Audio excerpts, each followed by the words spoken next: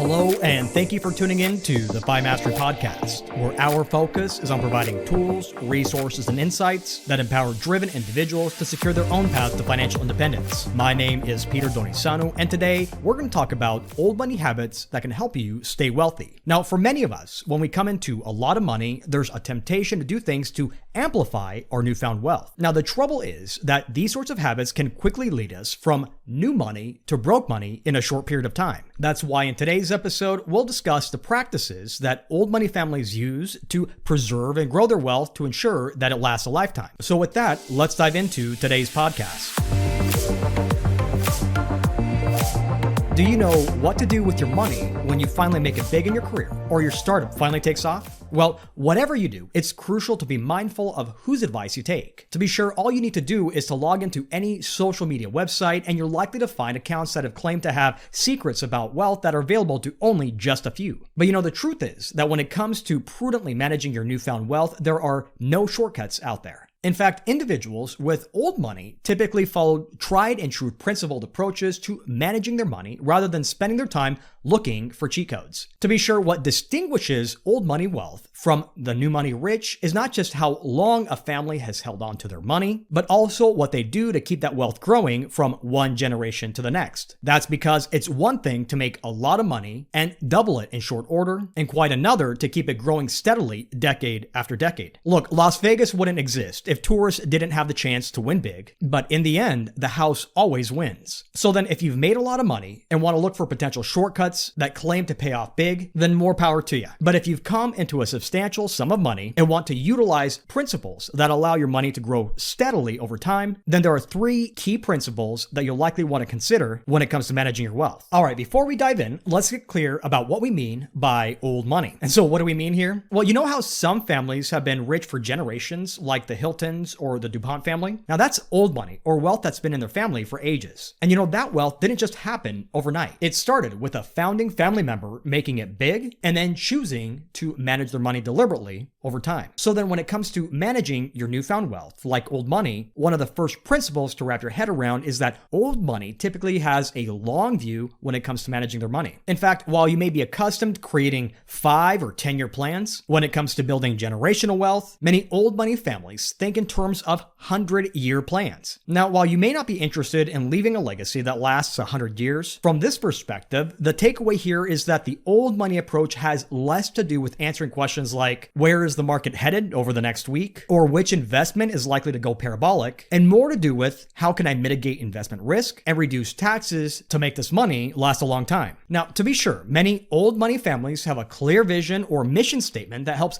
guide their financial decisions. And this vision and mission statement can be geared towards providing a solid base for generations to come, which includes philanthropic giving, managing business ventures, or using their wealth to support causes near and dear to the family. So then from this perspective, take some time to sit down and think through what you want your wealth to do for you and your family. And maybe you're not ready yet to create a 100-year plan, and that's okay. Either way, take the long view. And if you're still not sure where to begin in this long-term planning process, then start with some imaginative role play. Here, what you can do is just take a few minutes to picture yourself lying in bed in your final moments. And now, as you do, ask yourself, who's there with you? What are you guys talking about? And how do you feel in that moment? Your answers to these questions will likely help spark a starting point for the vision and the mission statements that you're working on. Indeed, Donald Miller, author of the book Hero on a Mission, encourages his readers to write their own eulogy and to read it daily. And so why would you want to read your own eulogy on a daily basis? Well, Miller's take on the long view can help you crystallize your priorities and focus your mind in the present so that you clearly know what you should be doing day after day as you create a plan to get you moving forward. Now, if you do nothing else, at the very least, start with the end in mind. That's because giving your money purpose beyond growing for the sake of growth will help you identify an ideal investment and tax management strategy to build meaningful and enduring wealth that your family can enjoy for years to come. All right, now that we've discussed how old money families and individuals start with a long view of their wealth, the next principle to consider here is spending where it counts. Now, when you think of how old money individuals make financial decisions, you might be inclined to believe that they're miserly or excessively frugal with their spending, and this view is often based on a perception that many long-established families are tight-fisted with their money. Now, with all that said, this viewpoint only captures a sliver of the truth and can't be universally applied to all old money families. That's because when it comes to making spending decisions, many old money families emphasize preserving wealth for future generations. Indeed, in many situations, they adopt more conservative spending habits so they can ensure there's more money around for future generations, and sometimes this behavior can be mistaken for someone being miserly. Now, another point to consider is that, just as we mentioned a moment ago, these families tend to place a high value on the longevity of their wealth. To be sure, rather than making flashy or impulsive one-off purchases, they might invest in quality items that stand the test of time and can be passed on from one generation to the next. So then this focus on longevity likely will lead them to make fewer, less frequent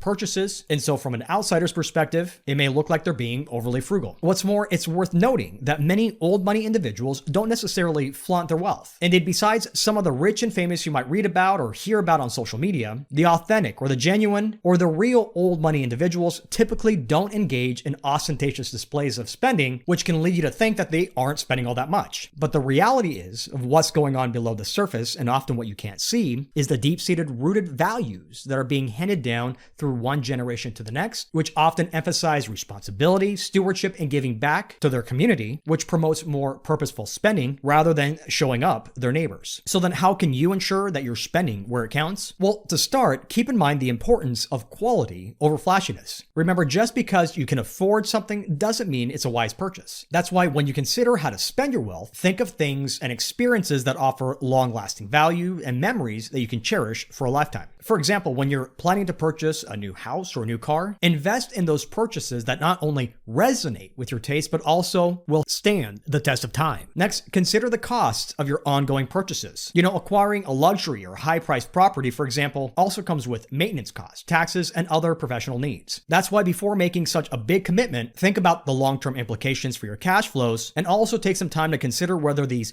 reoccurring expenses will help or hinder your ability to invest and save for the next generation. Now, to spend your new money like old money, you'll want to take the time to discern between your wants and your needs. Now, it's essential to note here that we're not telling you to pinch every penny. Instead, while indulging is occasionally okay, it's important to note that habitual, extravagant spending can quickly erode your wealth. That's why it's crucial to create your own personal and family budget, even if that seems counterintuitive with your newfound wealth. And on this very point, it's important to note that old money families still create budgets because this practice instills discipline and provides clarity about their financial health. And finally, when it comes to spending wisely, it's essential to come back to our first principle and remember the legacy that you want to leave behind. Listen, if you want to YOLO it up and die with zero, then more power to you. But if you're serious about passing on wealth to the next generation or making a lasting impact on society, then your current expenses should align with the broader vision that you've laid out for your wealth to ensure that it lasts a lifetime. To be sure, what's essential to take away here is that managing your expenses like old money isn't about restricting yourself, but rather it's about making intentional choices with your spending to ensure that your wealth serves you well and lasts beyond just your lifetime. All right, so now that we've discussed taking a long view and creating an intentional spending plan, the final principle that we'll cover here today is knowing when to bring in professionals. Now, this principle is likely going to be difficult for many of you out there, especially if you've bootstrapped your career or bootstrapped your business and built something from nothing. But there's a proverb that says that if you want to go fast, go alone. But if you want to go far, go together. And this proverb is a gentle reminder that while your individual pursuits may have led you to the wealth that you have today, it's going to take the collective efforts from people around you to help sustain that wealth so that it can have a more profound, long-lasting impact for time to come. Indeed, as you navigate your life's journey, this wisdom nudges you to value relationships and community with the understanding that in the company of others, you can overcome greater challenges and achieve more meaningful success than you would otherwise when you go it alone. Now, when you consider the trajectory of old money families over time, it's crucial to note that they've rarely sprinted to their fortunes in isolation. Instead, they've often built and maintained and grown their wealth from one generation to the next by leaning on a collective approach. And this collective mindset is rooted in the understanding that while individual brilliance can yield quick gains, lasting wealth is most often a product of collaborative efforts. And so what exactly are we talking about here? Well, imagine if you were to handle all your investments, your legal matters, your taxation, and your philanthropic endeavors all alone. Now, initially, you might achieve some success, but the more you get into it, the more you're going to face chances of missteps or oversights, because what you'll quickly find is that you're stretching yourself too thin.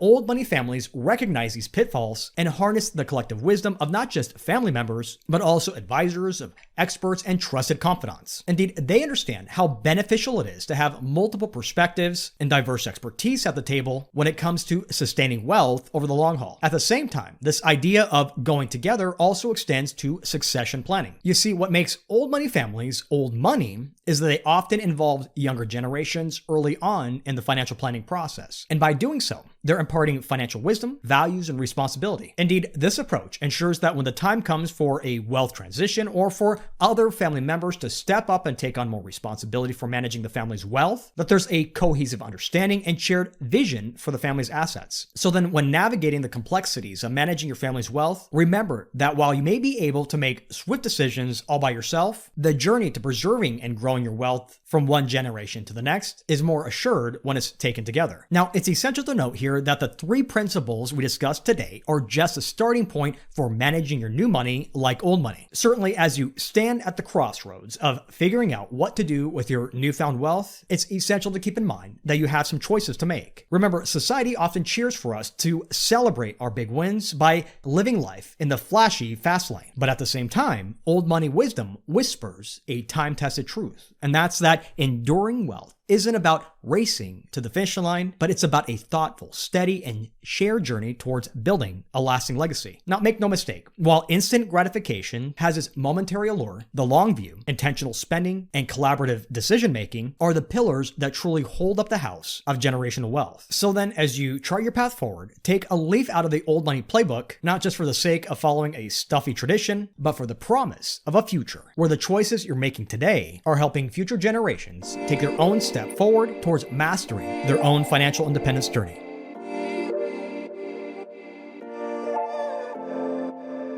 Well, that's it for now. Thank you for taking the time to listen to the FiMastery podcast. To learn more about our research, visit us at FiMastery.com or email your questions to questions@franklinmadisonadvisors.com. Until next time, I'm Peter Donisanu, wishing you and yours abundant health and prosperity. FiMastery Podcast is brought to you by Franklin Madison Advisors, Inc.